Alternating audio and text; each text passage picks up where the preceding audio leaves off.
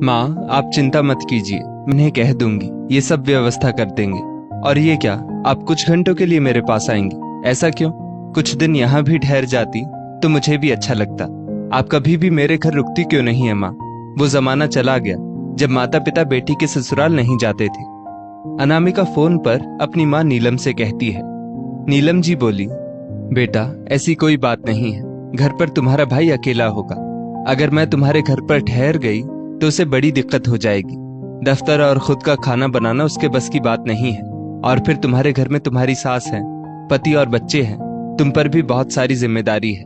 बस तुम्हारे पापा को डॉक्टर से दिखाकर मैं कुछ घंटे तुमसे और बच्चों से मिलकर वापस चली जाऊंगी। तुम हमें मत रोकना, नहीं तो ना कहना भी हमारे लिए मुश्किल हो जाएगा। तुम मेरी अच्छी बेटी हो, समझ सकती हो। इतना कहकर उन्होंने फोन रख दिया।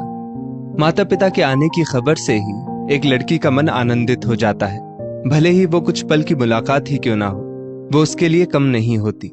अभी यही सब अनामिका भी महसूस कर रही थी। वो अपनी जिम्मेदारियों की वजह से मायके उतना आना जाना नहीं कर पाती थी। उसी शहर में उसके पिता हर 3-4 महीने में डॉक्टर के पास आते थे, तो कुछ घंटे बेटी से मिलकर वापस चले जाते थे। उसी रात अनामिका के पति प्रवीण जब ऑफिस से लौटे तो अनामिका ने माँ के आने की खबर दी और कहा, कल आप किसी गाड़ी वाले को स्टेशन भेज दीजिएगा। माँ पापा को लेकर सीधा अस्पताल जाएंगी। फिर जब पापा का पूरा चेकअप हो जाएगा तब वापस हमारे पास कुछ घंटे के लिए आएंगी। प्रवीण बोला, वो लोग यहाँ आकर फिर आराम से खा पी कर भी डॉक्टर के पास जा सकते थे।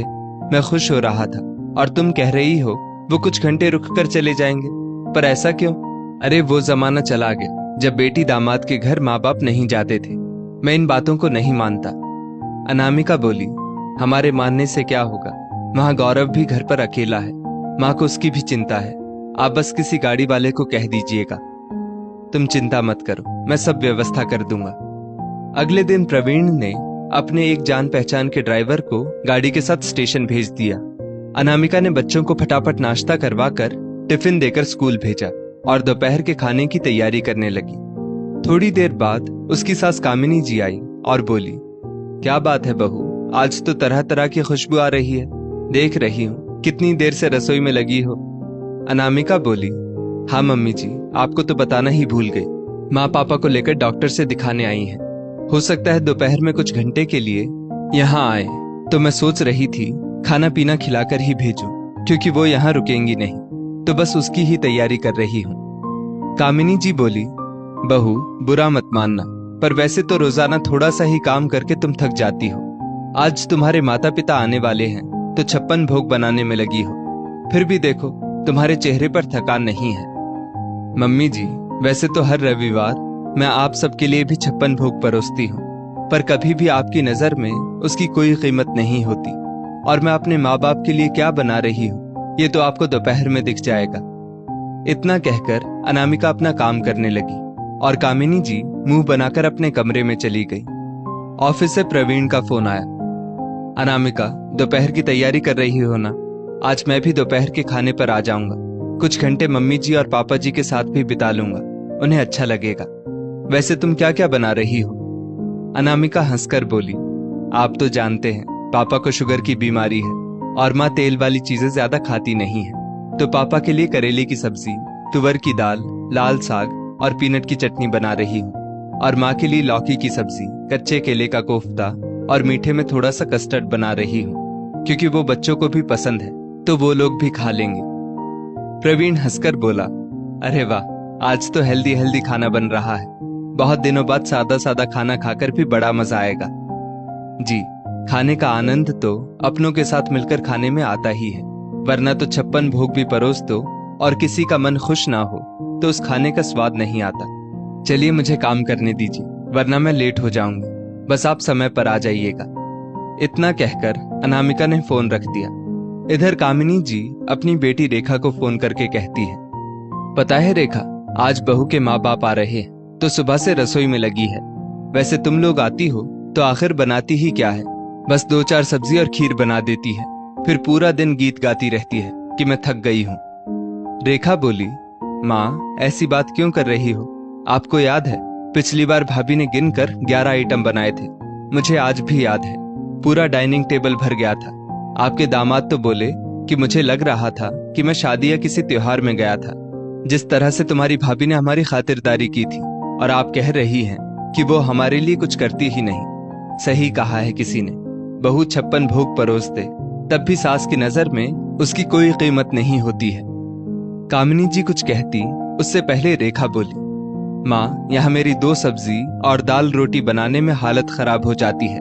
शुक्र मनाइए, आपको ऐसी बहू मिली है जो आपके स्वास्थ्य के अनुसार अच्छा भोजन बनाकर आपको परोसती है और कभी भी रसोई में आपसे मदद नहीं मांगती है। कामिनी जी नाराज होकर बोली, हाँ हाँ, तुम तो बोलोगी ही, क्योंकि अब तो तुम्हारी माँ कुछ बनाकर तुम्हें खिलाती जो नहीं है। बनाती तो तुम्हारी भाभी है, तो उसके ही गुण गाओगी। माँ का किया हुआ वैसे भी बच्चे भूल ही जाते हैं। थोड़ी देर माँ बेटी ने बातें की, फिर फोन रख दिया। करीब 2 बजे अनामिका के माता पिता उसके घर पर आए। दोनों के हाथों में इतने सारे थैले देखकर अनामिका बोली, माँ, आपकी आदत नहीं जाएगी। जब भी आप आती हैं कितना कुछ लेकर आती हैं। वो बोली, बेटा, बेटी के घर पर भला कोई खाली हाथ आता है? और वैसे भी ये मैं तुम्हारे लिए नहीं, अपने दामाद और बच्चों के लिए लाई हूं। तभी कामिनी जी अंदर से बोली, क्यों समधन जी, आपको दामाद नाती नातिन सब याद है और मुझे तो भूल ही गई आप। मैं भी यहीं रहती हूँ। तभी अनामिका के पिता मनोहर जी बोले, ऐसा कैसे हो सकता है कि हम आपको भूल जाएं? ये देखिए, आपके लिए ढूंढकर सीताफल लाया हूँ। अनामिका हमेशा कहती थी कि मेरी सास को सीताफल बहुत पसंद है। उनके इतना कहते ही कामिनी जी आश्चर्य से अनामिका की तरफ देखने लगी। अनामिका अपने माँ पापा को पहले बाथरूम में हाथ पैर धोने ले गई, क्योंकि वो अस्पताल से आए थे। फिर उन सबको पुदीने का शरबत दिया और बातें करने लगी। कामिनी जी बोली, बहू, सुबह से रसोई में लगी हो, अब क्या शरबत से ही पेट भरोगी? नहीं मम्मी जी, अब बस खाना लगाती हूँ। इतना कहकर अनामिका रसोई में चली गई। कामिनी जी बोली, आप लोगों के आने की खबर सुनते ही बहू सुबह से रसोई में ही लगी है। ना जाने कौन से 56 भोग बना रही थी। थोड़ी देर में प्रवीण भी आ गया। फिर सब एक साथ खाने की टेबल पर बैठे। अनामिका के मम्मी पापा खाने को देखकर खुश हो गए कि बेटी को आज भी उनकी सेहत और स्वाद का ध्यान है। वहीं कामिनी जी उस खाने को देखकर आश्चर्य से बोली, बहू, मैंने तो सोचा कि तुम कुछ अच्छा बना रही हो। ये क्या सादा सादा खाना अपने माँ बाप को खिलाकर भेजोगी? ये भी क्या सोचेंगे कि किस गरीब के घर में अपनी बेटी ब्याह दी? अनामिका बोली, मम्मी जी, मेरे माता पिता के स्वास्थ्य के लिए जो अच्छा होगा मैंने वही खाना बनाया है। मैं तो ईश्वर से प्रार्थना करूंगी कि मेरे किसी भी घर वाले को कभी भी अस्पताल का रुख ना करना पड़े। फिर ये खाना आपको भी अच्छा लगेगा, खाकर तो देखिए। इतना कहकर सब खाना खाने लगे। फिर कुछ घंटों बाद अनामिका के माता पिता वहां से चले गए। कुछ दिनों बाद कामिनी जी के मायके से कुछ रिश्तेदार आए थे। अनामिका ने वेज नॉन वेज दोनों थोड़ा थोड़ा बनाया था, क्योंकि बस 4 लोग ही थे। सभी ने खाना खाया और अनामिका की बहुत तारीफ की। आपके भोजन की बहुत चर्चा सुनी है और सच में आपके हाथों में स्वाद है। कामिनी जी ने उस वक्त तो कुछ नहीं कहा। उन लोगों के जाने के बाद बोली, बहू, ये क्या, इतना कम खाना बनाया था? ऐसा ना हो कि वे लोग मेरे मायके में जाकर कहें कि हमारे घर में अनाज की कमी हो गई है। अनामिका बोली, मम्मी जी, मेहमानों को अच्छा भोजन खिलाने से मतलब है या दिखावा करने से? और जितना खाना बनाया था भरपूर था।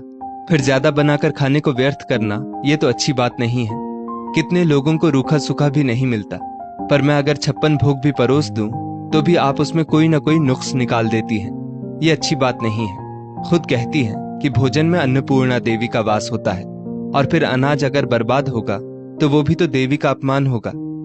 इतना कहकर अनामिका चली गई। अगले दिन रविवार था।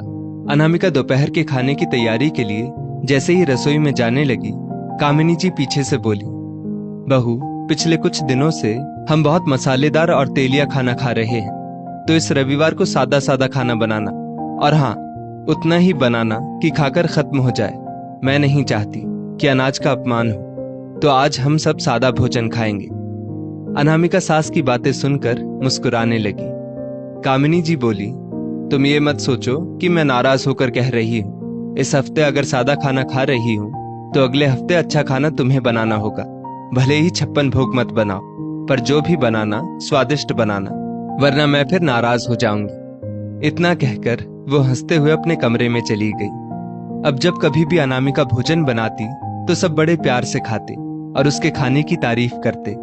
कामिनी जी अब कभी भी बहू के खाने में नुक्स नहीं निकालती, बल्कि रेखा को फोन करके भी कहती थी कि मेरी बहू 56 भोग बना ले या सादा भोजन, उसके जैसा स्वाद किसी के खाने में नहीं होता है। दोस्तों, जो भोजन बनाता है वो मसाले के साथ अपना प्यार उस खाने में मिलाता है, तभी उसका स्वाद बढ़ता है। खाने में 56 भोग हो या सात्विक भोजन, स्वाद और बनाने वाले के प्यार को भी सराहना चाहिए। इस स्टोरी को लेकर आपकी क्या राय है, नीचे कमेंट करके जरूर बताइएगा। और ऐसी ही और भी बेहतरीन वीडियोस के लिए हमारा पेज जरूर फॉलो करें।